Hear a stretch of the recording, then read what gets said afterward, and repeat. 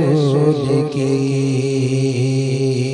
जन्नत में लेके जाएगी, जन्नत में लेके जाएगी चाहते रसूल की।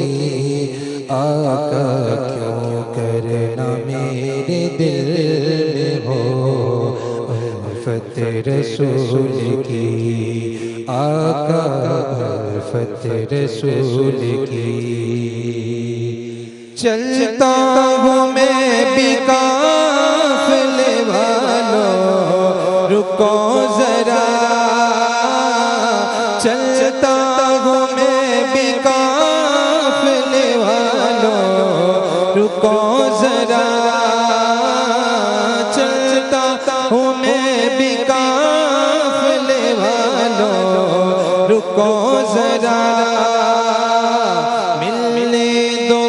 मुझे भी मिलने दो, बस मुझे भी इजाज़त रसूल की। आका क्यों करना मेरे दिल में हो उल्फत रसूल की, आका उल्फत रसूल की। पूछे जो दिलो ईमान की दे मुझसे भी, आका पूछे जो दिलो ईमान की दे कब्र में, उस वक्त मेरे लब पे हो, उस वक्त मेरे लब पे हो मिदहत रसूल की। आका क्यों करना मेरे दिल में हो उल्फत रसूल की, आका उल्फत रसूल की।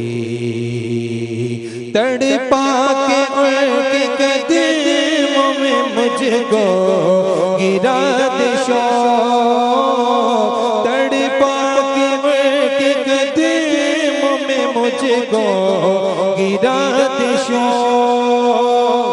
जिस वक्त हो लगते, जिस वक्त हो लगते ज़ियारत रसूल की। आका क्यों करना मेरे दिल में हो उल्फत रसूल की।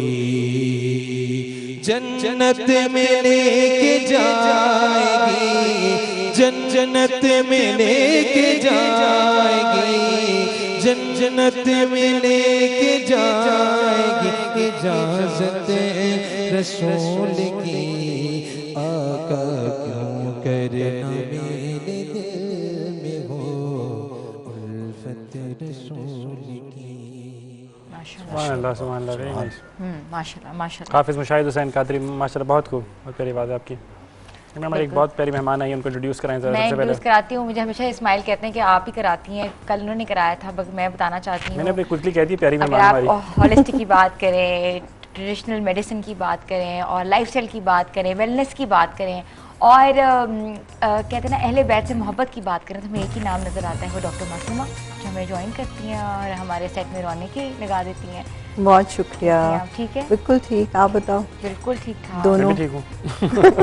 24वां रोज़ा है और आज हमारा जो टॉपिक है हमने रखा था वसीला, कि अल्लाह ताला ने किसको वसीला बनाया है, अल्लाह ताला ने वसीले के बारे में क्या कहा है, कौन कौन इस दुनिया में किसका वसीला बनकर आया और अल्लाह ताला ने ये दुनिया बनाई किस वजह से बनाई, बिल्कुल और इसका ऐसा वसीला कौन बना। देखो मैं तो तालिब इल्म के तौर पे रोज़ बैठती हूँ और इतने प्यारे सारे उलमाए कराम बैठे होते हैं और बात करते हैं। एक लेमैन के हवाले से, एक माँ के हवाले से हर रोज़ मैं बात करती हूँ। तो हम अगर अपने इर्द गिर्द, जैसे मौलाना साहब ने भी कहा, आपा ने भी कहा, मैं इर्द गिर्द देखते हैं तो हम, मेरे तक ही मेरी मिसाल ले लें, मेरे पेशेंट ने मेरे तक आना है तो उसने पहले मेरे पीए से मिलना है और फिर मेरे तक आना है। मैंने घर बैठे कोई मरीज़ खुद से ठीक नहीं होता, अल्लाह का फ़ज़ल, अल्लाह की शफा है, अल्लाह की दी हुई चीज़ है जो उसने अगर मेरे हाथ में रखी है, मुझे वसीला बनाया आगे देने के लिए। तो किसी कनेक्शन के बगैर, या वो मौलाना साहब ने कहा था किसी सोर्स के बगैर, तो उसने कायनात को कोई अमल रखा ही नहीं। अगर वैसे बात करें, आप लोग ज़्यादा बेहतर बल्कि मेरे भी इल्म में इजाफा कीजिएगा कि मैं हमेशा सोचती हूँ कि जैसे आपा ने बोला कि एक तजल्ली नहीं देख सके कलीमुल्लाह होने के बावजूद, तो हमें कह देते खुद ही हमें बनाया है, पैदा किया है, हमें कुरान दिल में उतार के भेज देते, हमें समझा देते, लेकिन उन्होंने बीच में इतना प्यारा एक मीडियम रखा जो कि उधर जाता है तो नूरी हो जाता है, इधर आते हैं तो खाकी शक्ल में आ जाता है। आप क्या समझते हैं? अभी हमने बात भी की कि मज़ारों पे जाना, जिस तरह बता रहे थे हम, मज़ारों पे जाना क्या वो वसीला बन सकते हैं? बुजुर्गान दीन की अगर हम बात करें, उल्मा की बात करें, हम सूफिज़म की बात करें, तो उस पर क्या हुक्म है? बिस्मिल्लाहिर्रहमानिर्रहीम। सबसे पहली बात तो ये है, कायनात में सब वसीलों की जान मेरे करीम आका सल्लल्लाहु अलैहि वसल्लम की जान है। सुभान अल्लाह, बेशक। और आपकी ज़ात से सारी नूरी किरणें, सब इल्म और हिकमत के मोती जो है इंसानी जहनों में, इंसानी सीनों में मुंतकिल होते हैं। पहले तो हम देखें ना, करीम आका सल्लल्लाहु अलैहि वसल्लम की बारगाह में सहाबा कराम ने, आपके उशाक ने कैसे वसीले पेश किए और किस किस नहज में जाकर वसीला पेश किया, कितनी बड़ी तकलीफ़ में आकर वसीला पेश किया। ये तो छोटी छोटी बातें हैं ना कि मुझ तक पहुँचने के लिए मेरा फलां तक पहुँचना ज़रूरी है। नबी करीम सल्लल्लाहु अलैहि वसल्लम तशरीफ़ फरमा है, एक नबीना शख्स आता है, उसकी आँखें नहीं हैं। नबीना शख्स आता है, आके अर्ज़ करता है, या रसूलल्लाह सल्लल्लाहु अलैहि वसल्लम, मैं चाहता हूँ अल्लाह मुझे बेनाई अता फरमा दे। तो करीम आका से सल्लल्लाहु अलैहि वसल्लम फरमाते, अगर तुम कहो तो मैं तुम्हारे लिए सब्र की दुआ करूँ और जन्नत की दुआ करूँ। अर्ज़ किया, रसूल सल्लल्लाहु अलैहि वसल्लम, जन्नत तो मिल जाएगी आपकी कदमों की खैरात, लेकिन मैं चाहता हूँ आपके वतुहा का मुखड़ा देखने के लिए अल्लाह मुझे आँखें अता फरमाए। सुभान अल्लाह। तो करीम आका सल्लल्लाहु अलैहि वसल्लम ने उसे तालीम इरशाद फरमाई कि वज़ू करो, अच्छे अंदाज में 2 रकात नफल अदा करो और उसके बाद फिर अल्लाह की बारगाह में यूँ दुआ करो कि अल्लाह अपने महबूब हज़रत मोहम्मद मुस्तफ़ा सल्लल्लाहु अलैहि वसल्लम के ज़ात के वसीला से मुझे आँखें अता फरमा। ऐसे दुआ करो। वो शख्स चला जाता है, उसी अंदाज में, उसी तरतीब में बात करता है और फिर दुआ करता है। और रावियान किराम फरमाते हैं, सहाबा कराम अलैहिम रिदवान फरमाते हैं कि हमने उसको देखा कि नफल अदा करने से, दुआ करने से पहले उसकी आंखों की बीनाई नहीं थी, नाबीना था। जब उसने वसीला ज़ात मुस्तफ़ा को पेश किया तो अल्लाह ने उसके आंखों के नूर को नूर नला नूर बना दिया, हर चीज़ देख रहा था। क्या बात। और जहाँ तक आपकी बात है कि बुजुर्गान दीन के मामले में, खुद नबी करीम सल्लल्लाहु अलैहि वसल्लम ने अपने सहाबा को फरमाया कि बनी इसराइल में एक शख्स था जिसने 100 कत्ल किए थे। अब वो ढूंढ रहा था कि मैंने 100 कत्ल किए, क्या मेरी बख्शिश हो सकती है? ये हदीस मुबारका है, ये किसी आम किसी की हिकायत या रिवायत नहीं है। हमने उस तालीम को अपनाना है जो तालीम हमें दर मुस्तफ़ा से मिली है, बेशक बेशक। दर महबूब से जो कुछ मिला है। तो वो शख्स जो है तलाश कर रहा है कि ऐसा वसीला कि जिसकी बुनियाद पर अल्लाह राज़ी हो जाए। तो उसको बताया गया कि फ़लाँ बस्ती है जिसमें अल्लाह के नेक बंदे रहते हैं, नेक लोग रहते हैं, वहाँ चले जाओ, उनके पास जाओगे, वो तुम्हारे लिए अल्लाह की बारगाह में दुआ करेंगे, अल्लाह ताला तुम्हारे गुनाह माफ़ फरमा देगा। वो चल पड़ा, चंद कदम, थोड़ा सफ़र उसने तय किया, उसको अजल ने आके कंट्रोल कर लिया, मौत आ गई। वहीं पर ज़मीन के ऊपर वो फौत हो गया। अब रहमत के फरिश्ते भी आ गए, अजाब के फरिश्ते भी आ गए। अजाब के फरिश्ते कहते हम लेके जाएंगे, 100 बंदों को कत्ल किया, यहाँ तो एक बंदा कत्ल हो तो मन कतल फ़कन्नमा कतल नास जमीया, हुक्म है कि उसे पूरी इंसानियत कत्ल किया, इसने 100 को कत्ल किया। अजाब के फरिश्ते कहते हम लेके जाएंगे, रहमत के फरिश्ते कहते हैं नहीं, ये अच्छाई की तरफ जा रहा था, अच्छे लोगों की तरफ जा रहा था, तो हम इसको जन्नत के अंदर लेके जाएंगे। आपस में उनका तकरार होता है, अल्लाह जबरील को भेज देता है, जबरील जल्दी जाओ और जाकर इनका झगड़ा ख़त्म करो। जिधर से आ रहा था उधर की ज़मीन भी माप लो, जिधर जा रहा था उधर की ज़मीन भी माप लो। अगर पीछे सफ़र ज़्यादा तय कर चुका है, आगे थोड़ा रह चुका है, तो जबरील इसको जन्नत में दाखिल कर दिया। और अल्लाह ने ज़मीन को हुक्म दे दिया जो नेक लोगों की तरफ थी, उसे हुक्म दे दिया कि तुम इकट्ठी हो जाओ। पीछे ज़मीन को कहा तुम नबी हो जाओ। अल्लाह को वसीला इतना पसंद है। जबरील ने आकर ज़मीन को मापा, जिस तरफ वो जा रहा था सफ़र कम रह गया था। जबरील ने कहा कि अल्लाह ने फैसला कर दिया है कि इस बंदे को जन्नत में दाखिल करना है, चूँकि ये मेरे नेक लोगों की तरफ जा रहा था। अब इन नेकों की तरफ इरादा किया, अल्लाह इतना करीम हो जाता है जब बंदा नेकों के पास पहुंच जाता है तो फिर उसका करम तो बालाए करम हो जाता है। क्या बात है। और अल्लाह ने एक और जो खुद कुरान में फरमाया, वलौ अन्नहुम इज़ ज़लमू अनफुसहुम जाऊका फस्तगफिरुल्लाह वस्तगफिर रसूल वजदुल्लाह तव्वाबर रहीमा। फरमाया अगर तुम अपनी जानों पर जुल्म कर बैठो और तुम्हें इस बात का इदराक हो जाए कि तुम गलत थे, शर्मिंदगी महसूस हो, तो फिर दाएं बाएं जाने की ज़रूरत नहीं है, तुम मेरे महबूब के दरवाजे पर चले जाओ। वाह, सुभान अल्लाह, जाओ का तुम मेरे महबूब के कदमों में चले जाओ। जब मेरे महबूब की चौखट पर जाओगे सुभान तो अल्लाह। मैं रब हूँ, वस्तगफिरुल्लाह, तुम्हारे गुनाह बख्श दूंगा। किस बुनियाद पे? कि वस्तगफिर रसूल, कि मेरा महबूब तुम्हारी सिफारिश कर रहा होगा। बिल्कुल बिल्कुल इसको सही मतलब वसीला वो है कहते कि हैं। आपकी मुश्किलात में अल्लाह ताला कोई ना कोई वसीला बना के दुनिया में भेजता है आपके लिए। छोटी सी ब्रेक पे जाना है, आप देखें नूर रमजान। माशाल्लाह माशाल्लाह बहुत।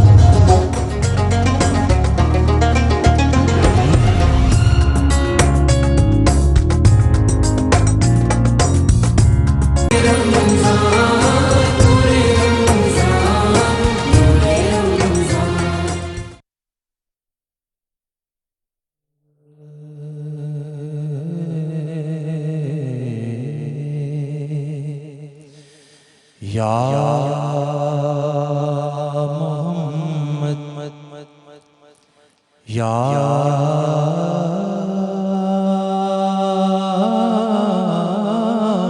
मोहम्मद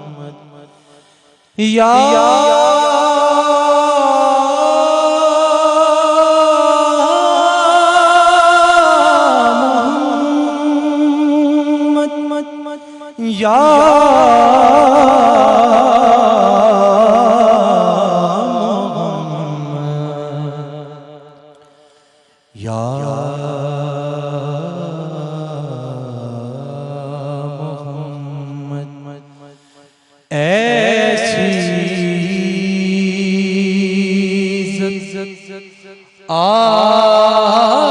आपने पाई के बस की शबे इसरा खुदा ने वो पजीरा के बस या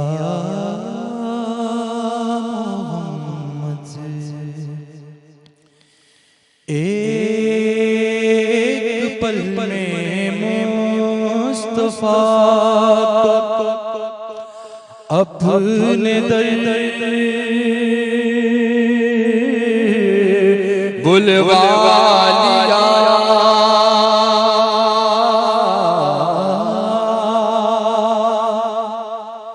एक पल में मुस्तफा को अपने दर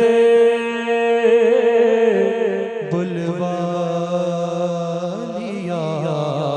अरे अपने बंदे की खुदा को ऐसी याद आई के बस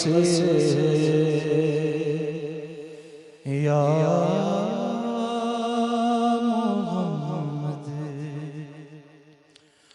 और गिनते गिनते थक गई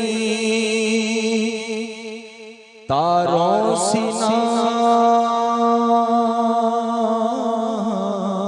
उंगलियां।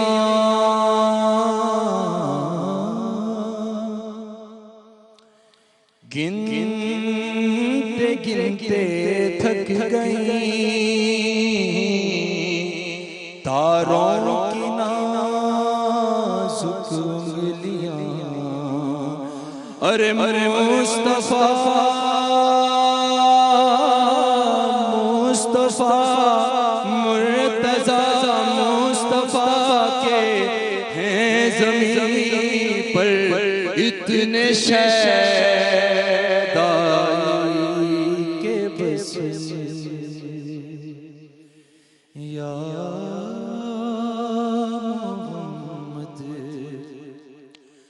हमें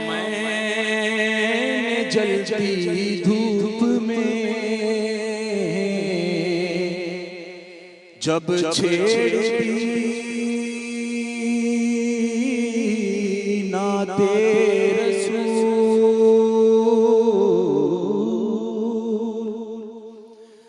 मैंने जलती धूप में जब छेड़ दी नाते रसूल, भई रहमतों की हर तरफ से ऐसी छटा छाई के बस या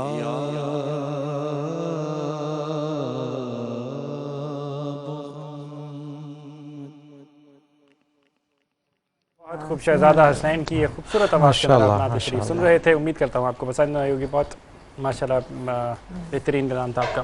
राम साहब मैं आपके पास आना चाहूँगा। दो सवाल है मेरे पास बड़े इंटरेस्टिंग। एक तो ये कि क्या अंबिया किराम का अगर जिक्र किया जाए तो क्या उनसे वसीला साबित है या नहीं? दोनों अल्लामा से सेम क्वेश्चन होगा मेरा, ताकि बारी बारी आप लोग बता सकें।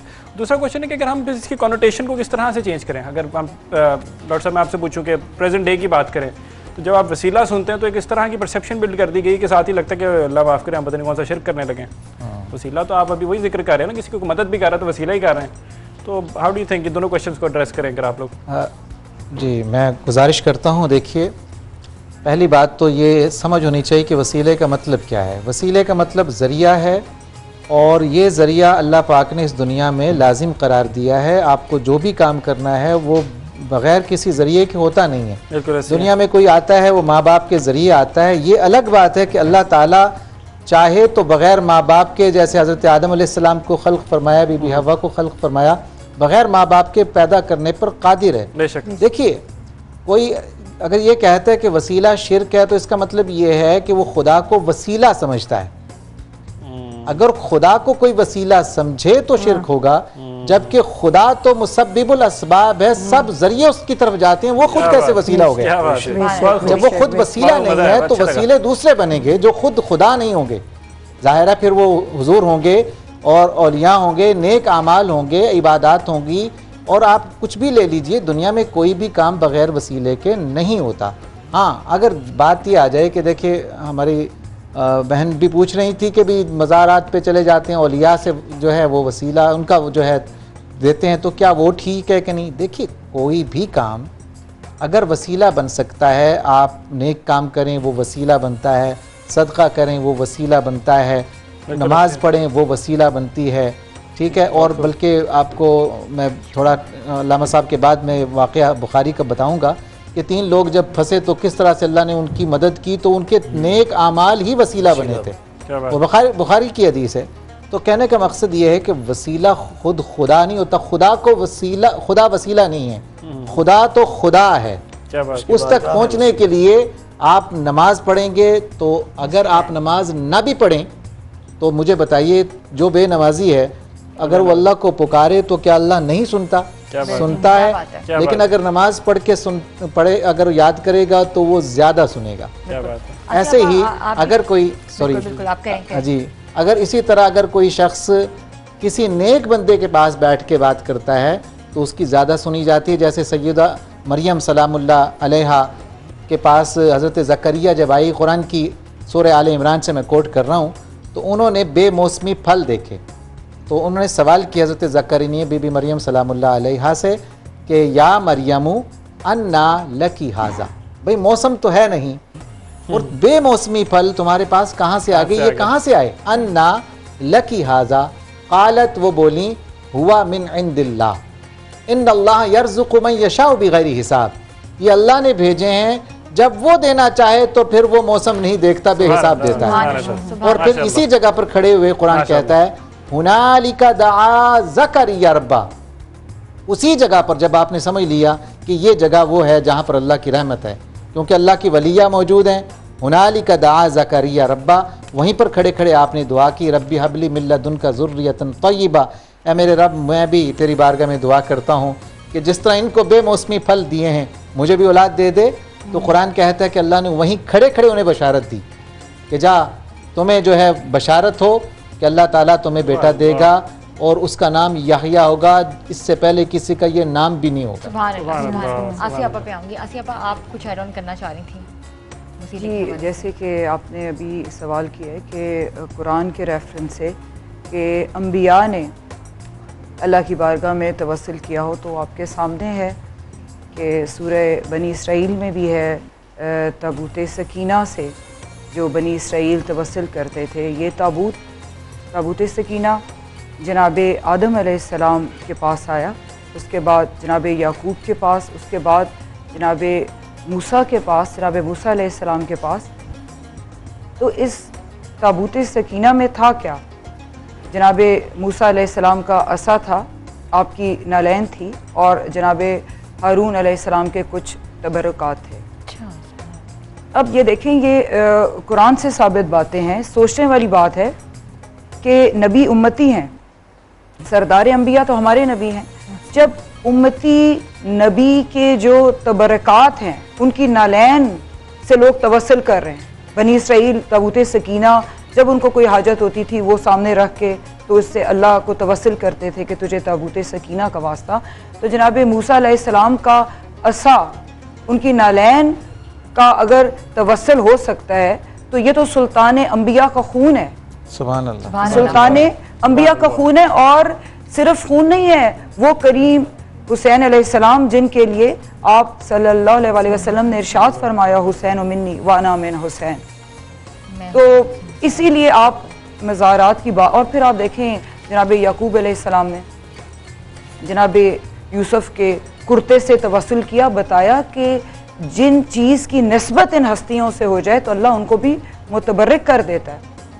और आप ये देखें कि पूरे कुरान पाक में अल्लाह ने किसी नबी के अमल को अपने अमल से मरबूत नहीं आपा, किया। क्या वसीले से प्यार किया जा सकता है? जैसे हम चूमते हैं, जाली को जाके चूमते हैं, कहते हैं कि शिर्क है, इसके बारे में थोड़ा सा मुझे बताएं। देखें, शिर्क जो है ना, ये तो हमारी अपने ज़हन की सोच है कि हम वसीलों को भी शिर्क बना लेते हैं। मैं उसी तरफ ही आ रही हूँ जो ये कहते हैं कि सिर्फ अल्लाह से मांगे, कि जैसे अहले तशी हैं वो मदद मांग लेते हैं, या इली मदद कह लेते हैं, या रसूल अल्लाह से हम मदद मांगते हैं, उनको हाजत रवा मांगते हैं। पूरे कुरान में अल्लाह पाक ने किसी नबी के अमल को अपने अमल से मरबूत नहीं किया। जनाब ईसा अलैहिस्सलाम ने परिंदे को खल किया तो करीम ने फरमाया कि ईसा तूने खल किया। जनाब दाऊद अलैहिस्सलाम लोहे को मोम करते थे तो उस करीम ने यदुल्ला नहीं कहा, हाथों वाला का। वाहिद सूरह फतह आप जाके पढ़ लें कि इधर बैत रिजवान हुई, मेरे पाक नबी सल्लल्लाहु अलैहि वसल्लम के हाथ पर बैत हुई तो फ़ौरन आयत नाजिल होगी, इन्नल्लाह युबय्यिनुका, कि अल्लाह ने फरमाया कि ये बैत जो है ये सिर्फ तेरी नहीं, ये बैत ऐसे ही है कि ये मेरा हबीब तेरी बैत नहीं, ये ऐसे ही है कि ये अल्लाह की बैत है। और इन हाथों पर जो सबसे ऊपर हाथ है वो अल्लाह का हाथ है। यानी पाक नबी की बैत को अल्लाह ने अपनी बैत कहा, वरना हम कह सकते थे कि या अल्लाह ये बैत तो पाक नबी की है, तूने क्यों फरमाया है कि ये ऐसा ही है कि जैसे ये मेरी बैत है। और फिर पाक नबी ने जब तीर मारा तो आयत नाजिल हो गई कि ये तीर तूने नहीं मारा, ये अल्लाह ने मारा है। अल्लाह हमें ये समझाना चाह रहा है कि इनका हर अमल मेरे से मरबूत है, इनसे मोहब्बत करना मुझसे मोहब्बत करना है, इनसे दुश्मनी असल में मुझसे दुश्मनी है।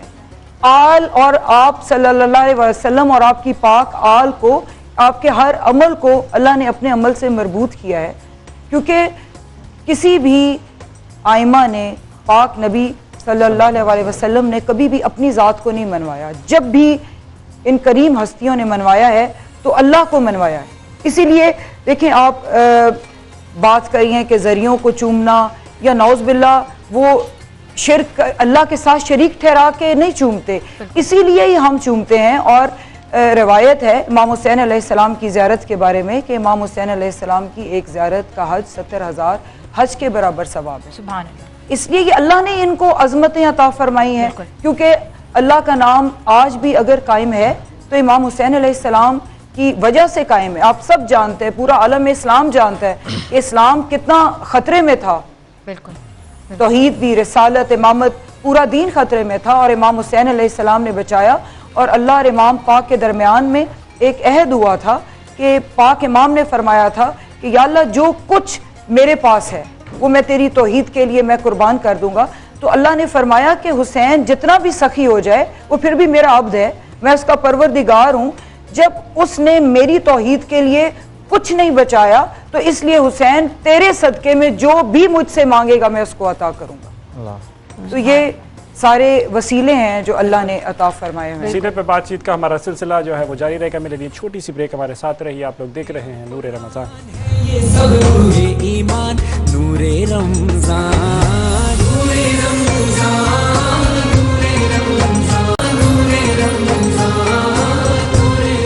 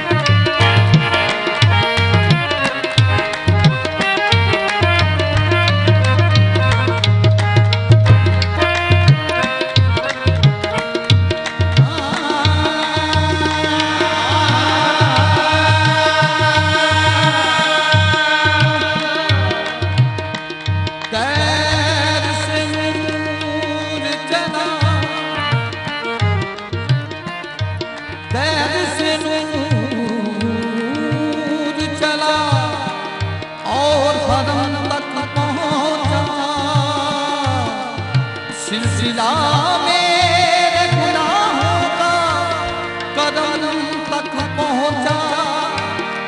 या नबी, या नबी, आपकी मेराज है कुर्बे अल्लाह, मेरी मेराज के मैं तेरे कदम तक पहुंचा।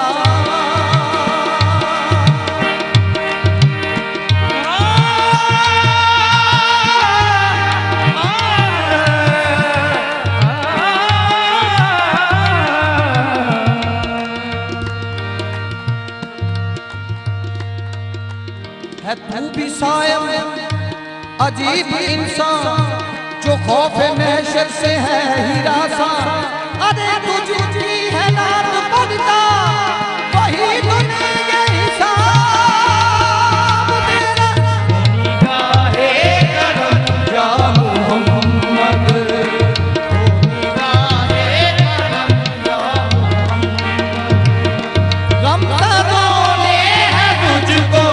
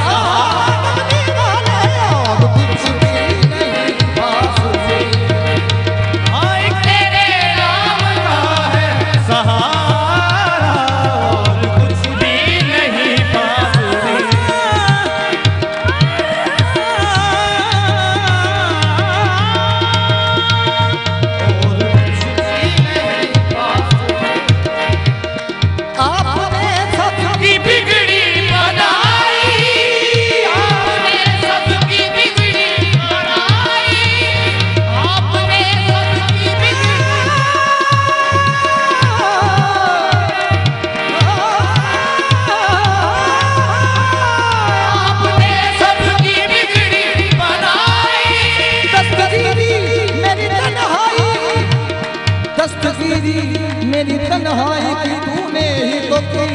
मैं तो मर जाता अगर साथ न होता तेरा।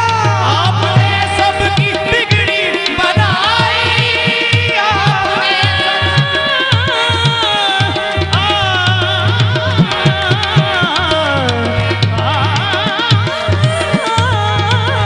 आपने सबकी बिगड़ी बनाई है तुम्हारी खुदा की खुदाई।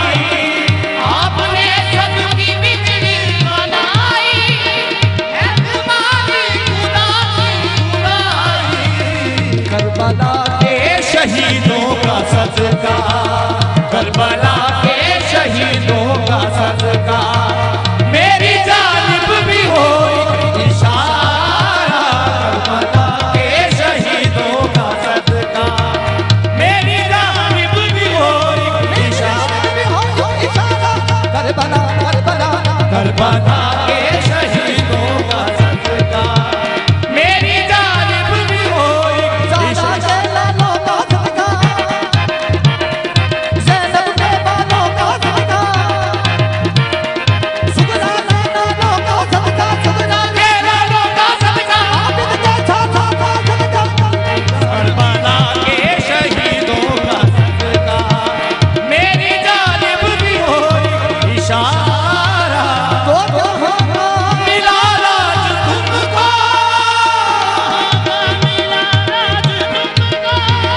तो जहां का मिला राज तुमको, तो जहां का मिला राज तुमको, आसियों की है बस राज तुमको।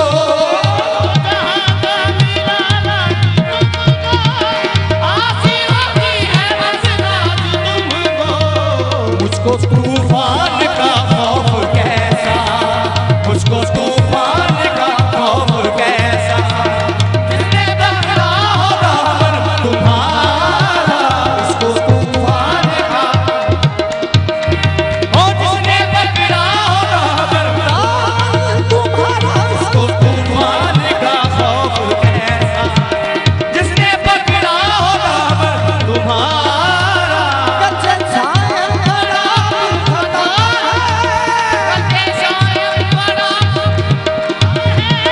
फिर भी यात्रा तुम्हारा दादा है,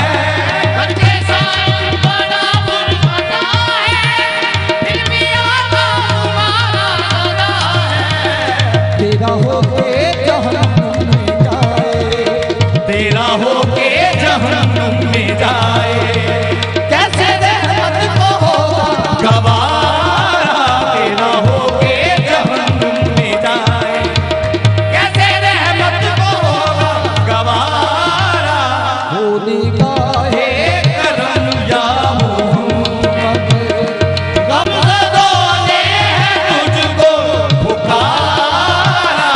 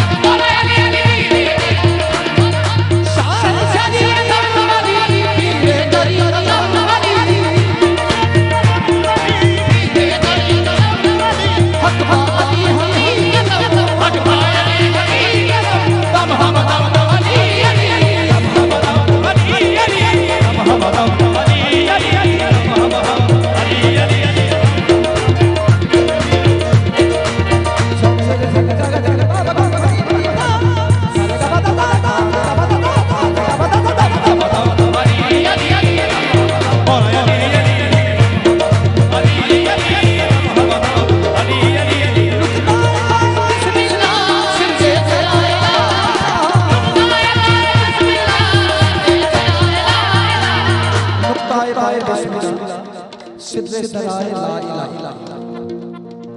बिस्मिल्लाह की बे का तुक्का मौला अली अलैहिस्सलाम को फरमाया गया है। हदीस नबवी है, मन कुंतु मौला फला अली मौला, जिस जिसका मैं मौला उसका ये अली मौला। या जैसे जैसे तुम मुझे मानते हो वैसे वैसे अली को मानो।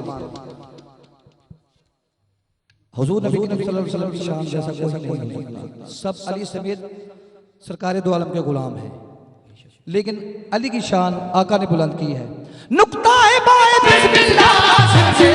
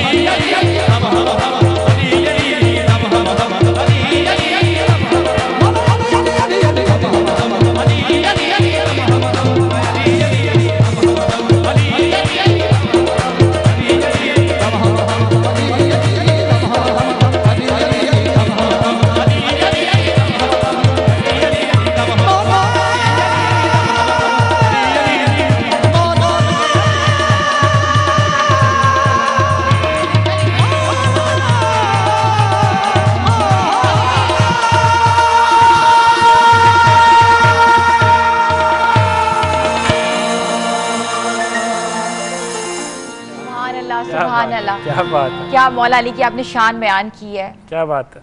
हमारे साथ अली रज़ा संतू साहब संतू घराने से ताल्लुक़ रखते हैं, उनके साथ उनके दो साहबजादे कमर रज़ा संतू समर रज़ा संतू, और बहुत बड़ा घराना है और कवाली का।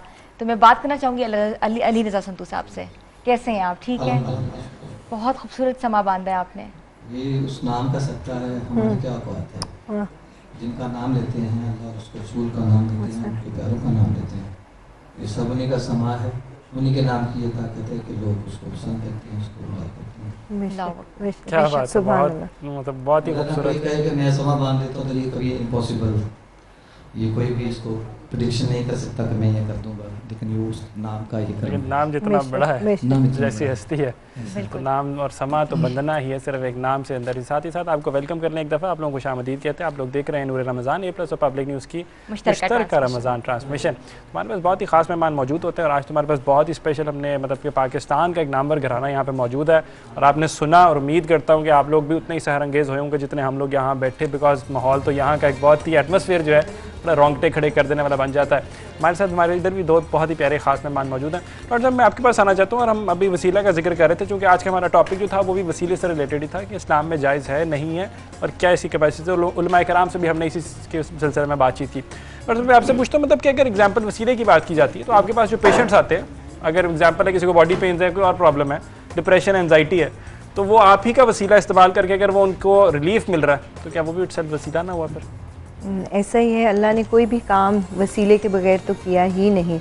वो हम तक अपना पैगाम भी एक पाक हबीब सल्लल्लाहु अलैहि वसल्लम के सदक़े से हम तक पहुंचाता है।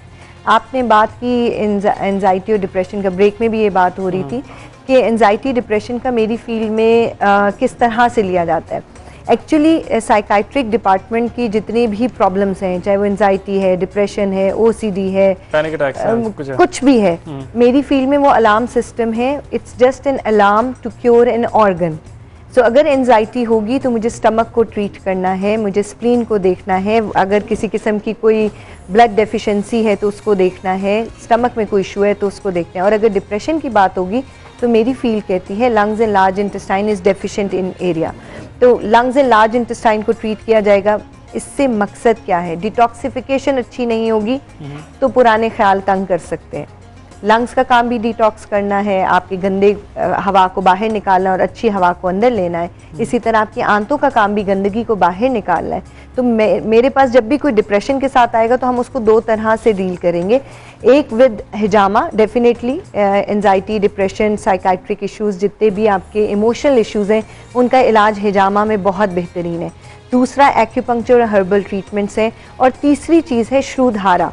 श्रुधारा एक ट्रीटमेंट है जिसकी पायनियर हुए पाकिस्तान में आयुर्वेदिक ट्रीटमेंट्स की, और अल्हम्दुलिल्लाह मुझे करते हुए अब वैसे तो इस फील्ड में 27 साल हो गए, लेकिन आयुर्वेदा को इंट्रोड्यूस कराए हुए 5 साल हुए हैं पाकिस्तान में। तो वो श्रुधारा ट्रीटमेंट दी जाती है और ये इन्हीं सब चीज़ों से इलाज किया जाता है। वैसे बड़ा इंटरेस्टिंग सी चीज़ है, इसी को डिटेल में डिस्कस करेंगे। और साथ ही साथ जो आपने कहा ना कि मेंटल हेल्थ के जो इश्यूज़ हैं उनको मैं फिजिकल हेल्थ के ऑर्गन्स को ट्रीट करके करती हूँ, मुझे बड़ी इंटरेस्टिंग चीज़ लगी, उसके ऊपर भी वापस आएंगे। लेकिन अभी हमें लेनी एक छोटी सी कमर्शियल ब्रेक। हमारे साथ रहिए, आप लोग देख रहे हैं नूर रमज़ान।